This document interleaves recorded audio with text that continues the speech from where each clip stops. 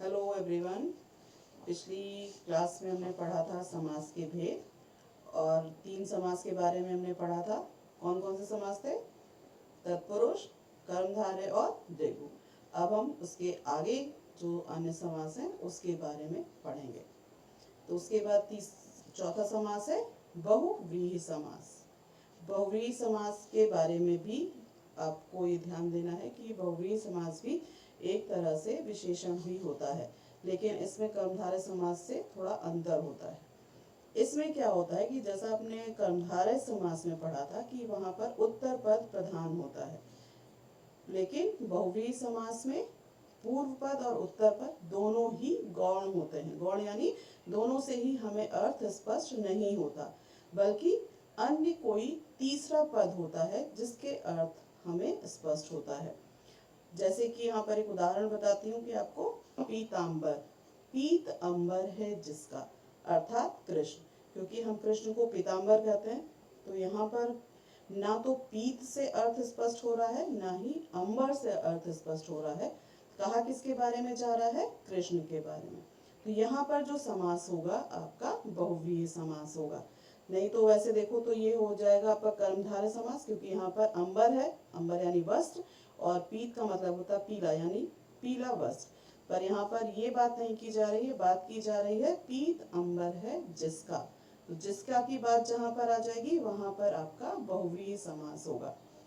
और यहाँ पर वो जो तीसरा पद है उसका बोध हमें संदर्भ से होता है, क्योंकि बहुत सारे शब्द ऐसे हैं जिनको हमने किसी व्यक्ति के लिए रूढ़ कर रखा है। रूढ़ कर रखा है यानी उस शब्द का नाम लेते ही हमें उस व्यक्ति के बारे में पता चलता है। जैसे हम लोग कहते हैं चक्रधर। चक्रधर किसको कहा जाता है? विष्णु को। तो चक्रधर का जो समास होगा वो हो जाएगा आपका बहुव्रीहि समास। और इसका विग्रह कैसे होगा? चक्र को धारण किया है जिसने।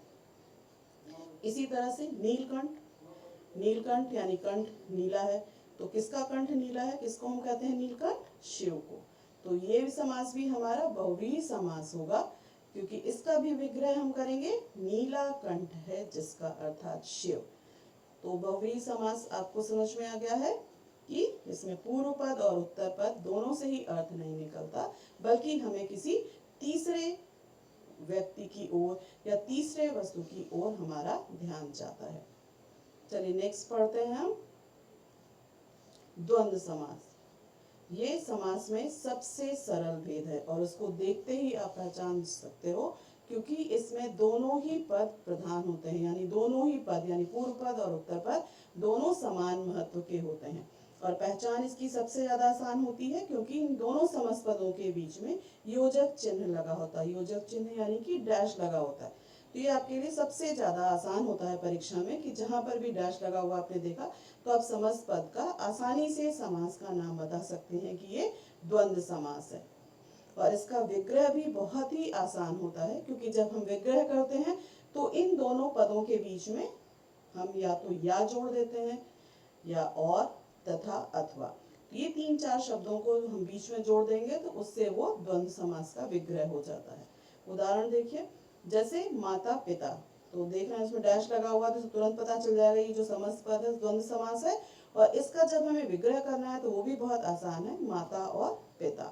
तो हम समस्त पद का भी आसानी से भेद बता सकते हैं और समास विग्रह भी हम आसानी से कर सकते हैं।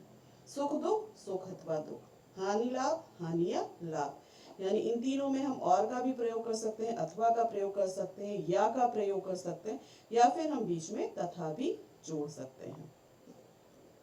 चलिए अब नेक्स्ट समास देखते हैं। नेक्स्ट है आपका अव्ययी भाव समास। इसमें क्या होता है? इसमें पहला पद, जैसे आपने अभी तक देखा होगा कई सारे समासों में उत्तर पद प्रधान होता है, लेकिन अव्ययी भाव समास में पहला पद प्रधान होता है और साथ ही साथ ये अव्यय होता है। और यह समास जो है वो भी अव्यय का ही कार्य करता है। जैसे यथा समय, समय के अनुसार, यथा शक्ति, शक्ति के अनुसार, बेखटके, बिना खटके के, आजन, जन्म से लेकर या जन्म भर कर सकते हैं इसका विग्रह, पेट भर, पेट भर कर, रातों रात, रात ही रात में। यहाँ पर आप एक चीज ध्यान दीजिए कि अव्ययी भाव समास जो होता है उसका हर एक शब्द का विग्रह भी थोड़ा अलग अलग से होता है। पर अगर आप थोड़ा सा ध्यान देंगे तो इसका विग्रह भी आप आसानी से कर पाएंगे। यहाँ तक तो आपने समास के भेद के बारे में पढ़ा और सबको जाना कि हर एक समास में क्या क्या विशेषता होती है। अब परीक्षा में आपसे जब ये प्रश्न पूछा जाता है कि समास का नाम बताइए, कि दिए गए समस्त पद में या दिए गए समास विग्रह का नाम क्या है, तब वहां पर आपको थोड़ी सी कंफ्यूजन हो सकती है और हो सकता है वो कंफ्यूजन में थोड़ा सा उत्तर आपका गलत हो जाए। क्यों? क्योंकि यहाँ पर कई सारे शब्द ऐसे हैं जो दो समास के अंतर्गत लिए जा सकते हैं। तो ये देखते हैं कौन कौन से समास हैं और उसमें कौन कौन से ऐसे शब्द होते हैं। तो सबसे पहले सबसे ज्यादा समस्या आती है कर्मधारय और बहुव्रीहि समास में, क्योंकि ये दोनों समास अगर समस्त पद दिए हैं तो आपको आसानी से पता नहीं चल पाता कि ये कर्मधारय समास है या बहुव्रीहि समास है। तो हमें पता कैसे चलेगा? जब हम इसका विग्रह करते हैं तो विग्रह के आधार पर ही दोनों में हम अंतर पता लगा सकते हैं कि ये कर्मधारय समास है या बहुव्रीहि समास। और अंतर तो आपको वैसे ही परिभाषा के अनुसार ही पता है कि कर्मधारय समास में उत्तर पद प्रधान होता है और एक पद विशेषण और दूसरा पद विशेष्य होता है, जबकि बहुव्रीहि समास में कोई अन्य पद प्रधान होता है। तो इस बात को हम उदाहरण से समझते हैं। लंबोदर। अब ये शब्द जो है आपका अगर ऐसे दिया है तो लंबोदर को आप कर्मधारय भी मान सकते हैं और इसको बहुव्रीहि भी मान सकते हैं, पर ये दोनों में से है क्या, इसका पता करने के लिए हमें इसका विग्रह करना पड़ेगा। तो विग्रह जैसे अगर हमने किया लंबा है जो उदर, यानी उदर की विशेषता हम बता रहे हैं कि वो लंबा है, तो यहाँ पर समास क्या हो जाएगा हमारा? कर्मधारय। लेकिन लंबोदर शब्द हम किसी को कहते भी हैं, तो अगर हमने ये किया कि किसी को कहने का भाव आ रहा है या तीसरे के बारे में हम बात कर रहे हैं, तो वहां पर वो समास आपका बहुव्रीहि समास हो जाएगा और उसका विग्रह भी थोड़ा सा अलग हो जाएगा। लंबा है उदर जिसका, अर्थात गणेश। ये क्लियर हुआ सबको?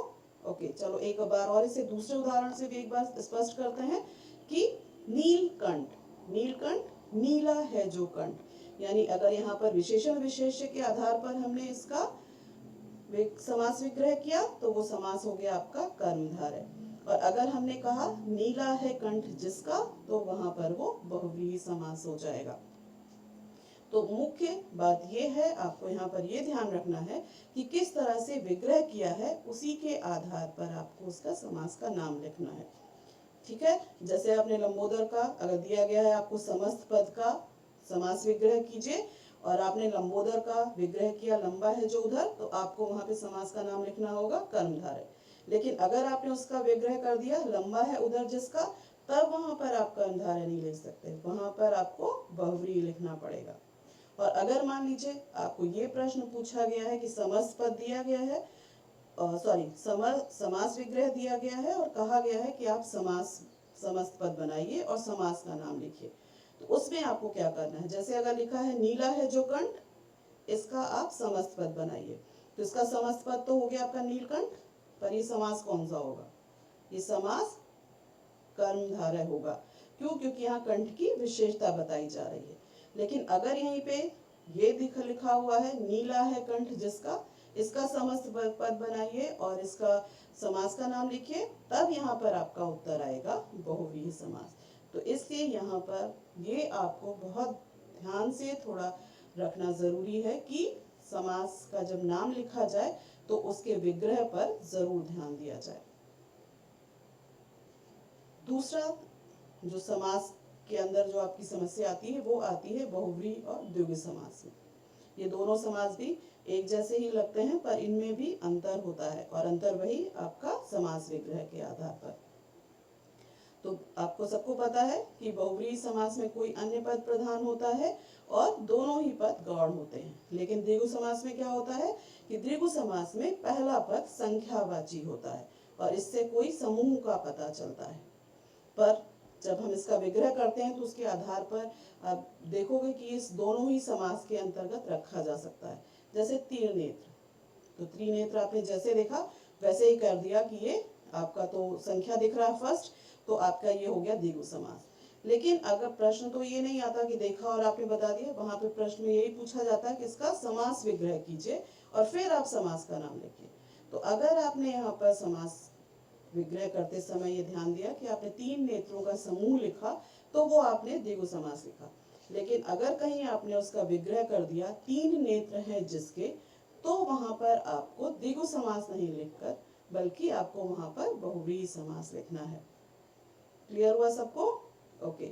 इसी तरह से चतुर्मुख का 4 मुखों का समूह अगर आपने किया है तो द्विगु समास, और अगर आपने किया है 4 मुख है जिसके अर्थात ब्रह्मा तो वो बहुव्रीहि समास। 10 आननों का समूह द्विगु समास, 10 आनन है जिसके अर्थात रावण बहुव्रीहि समास। तो आपको बच्चों क्लियर हो गया होगा कि समास में कौन दो समास जो है उनमें क्या क्या अंतर होता है और उस अंतर पर हमें क्यों ध्यान देना आवश्यक है, क्योंकि परीक्षा में हमसे गलती ना होने पाए। तो आपने समास के भेद, समास किसे कहते हैं और समास में क्या अंतर होता है वो आपने पढ़ा। Okay, bye.